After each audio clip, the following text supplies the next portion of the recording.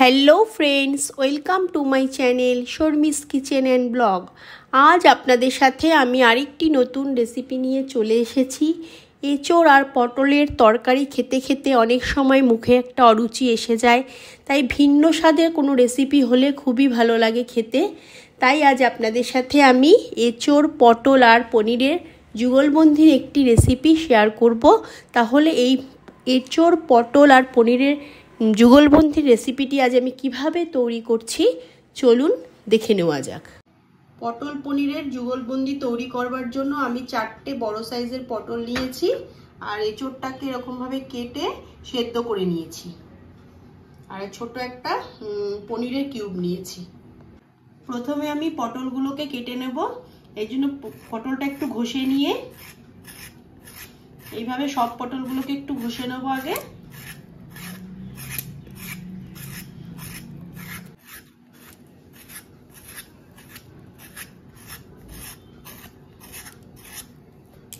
সব পটলগুলো আমি ভালো করে ঘষে নিয়েছি। এবার আমি পটলের দুটো মাথা একটু কেটে নেব।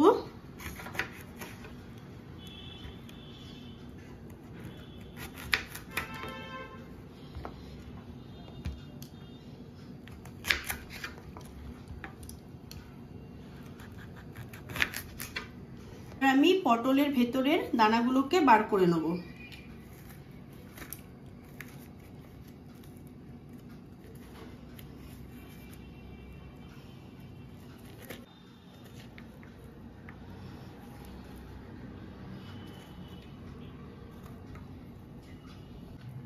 এইভাবে পটলের ভেতরে সব দানাগুলো আমি বার করে নিয়েছি, কিন্তু এই দানাগুলো আজকে আমি পুর ভরার সময় ইউজ করব না।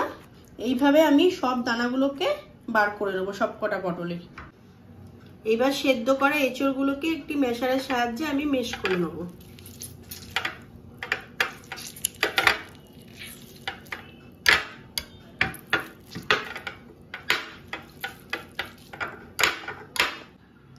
এঁচোড়টা স্ম্যাশ করা হয়ে গেছে। এবার আমি পনিরটাকে গ্রেট করে নেব।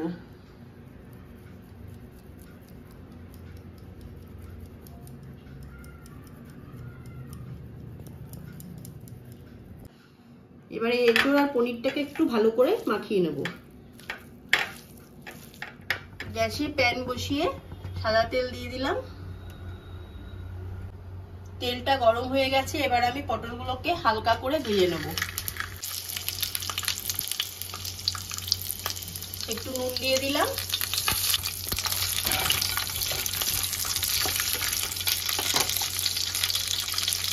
এবার ঢাকা দিয়ে হালকা করে ভেজে নেব।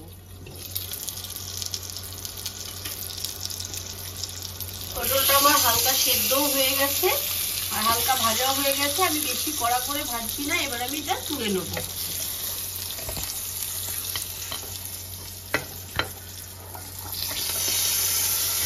এবার আমি ওই তেলের মধ্যে একটু জিরা ফোড়ন দিয়ে দিলাম, আদা বাটা দিয়ে দিলাম, অল্প একটু জিরার গুঁড়ো। মশলাটা যাতে পুড়ে না যায় তার জন্য অল্প একটু জল দিয়ে দিলাম, অল্প হলুদ গুঁড়ো,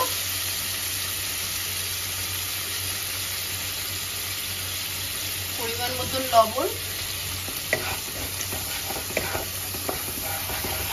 মশলাটা একটুখানি কষিয়ে নেব। আমি যে পনিরটা গ্রেট করে রেখেছিলাম আর এঁচোড়টা ম্যাশ করে রেখেছিলাম সেটা দিয়ে দিলাম।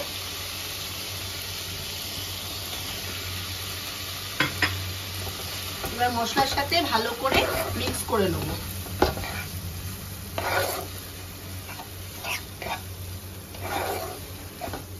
এবার আমি একটু কাঁচা লঙ্কা কুচি দিয়ে দিলাম আর একটু চিনি দিয়ে দিলাম।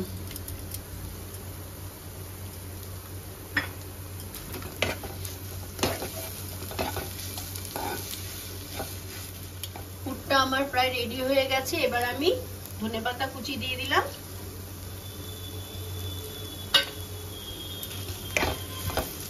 এবার ভালো করে মিক্স করে নেব। ধনেপাতা কুচিটা ভালো করে মিক্স করে নিয়েছি। পুরটা আমার রেডি হয়ে গেছে। এবার আমি নামিয়ে নেব। নামিয়ে একটু ঠান্ডা করে নেব। পুরটা আমার ঠান্ডা হয়ে গেছে। এবার আমি পটলের মধ্যে ভরে নেব।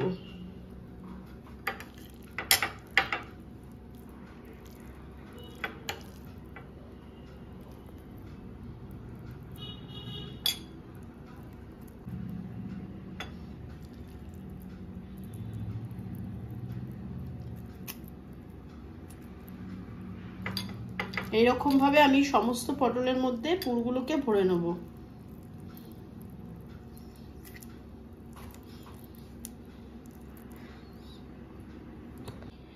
একটা আমার ভরা হয়ে গেছে, আর একটার মধ্যে ভরে নিচ্ছি। এইভাবে সবগুলোর মধ্যে আমি পুরটা ভরে নেব।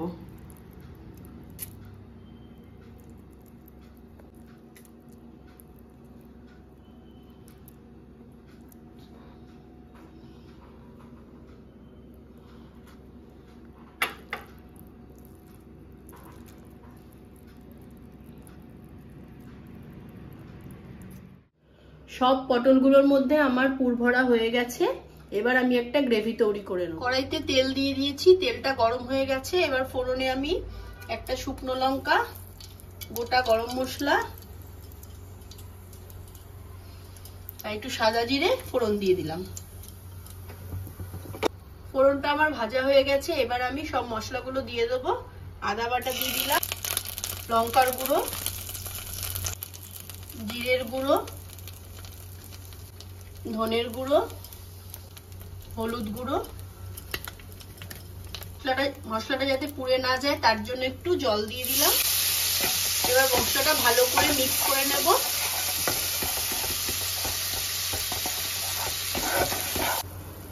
মশলাটা একটু কষে গেছে। এবার আমি পরিমাণ মতো লবণ দিয়ে দিলাম, একটু চিনি দিয়ে দিলাম, আর 2 চামচ টক দই আমি ফেটিয়ে রেখেছিলাম সেটা দিয়ে দিলাম। দইয়ের বাটিটা ধুয়ে জল দিয়ে দিলাম। এবার ভালো করে মিক্স করে নেব।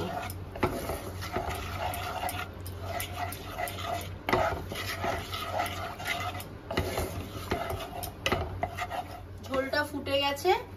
3টে চিরা কাঁচা লঙ্কা দিয়ে দিলাম, একটু ঘি দিয়ে দিলাম,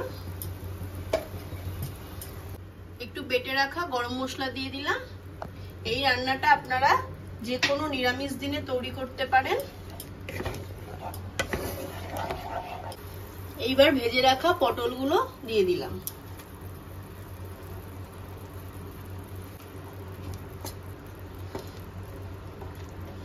ঝোলের সাথে একটু ভালো করে মিক্স করে নেব। এবার ঢাকা দিয়ে 2-3 মিনিট ফুটিয়ে নেব।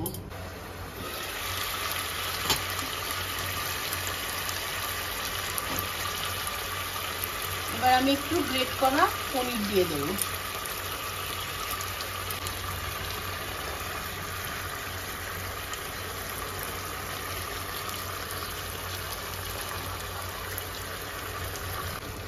হালকা হালকা করে এবার মিশিয়ে নেব।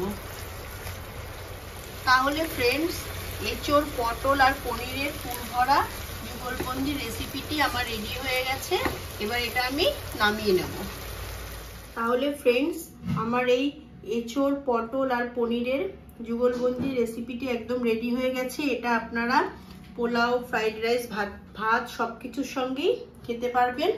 সবাই তো চিংড়ি মাছের পুর ভরা পটলের দোরমা খেয়েছেন, কিন্তু এইভাবে একদিন খেয়ে দেখবেন, খুবই ভালো লাগে খেতে।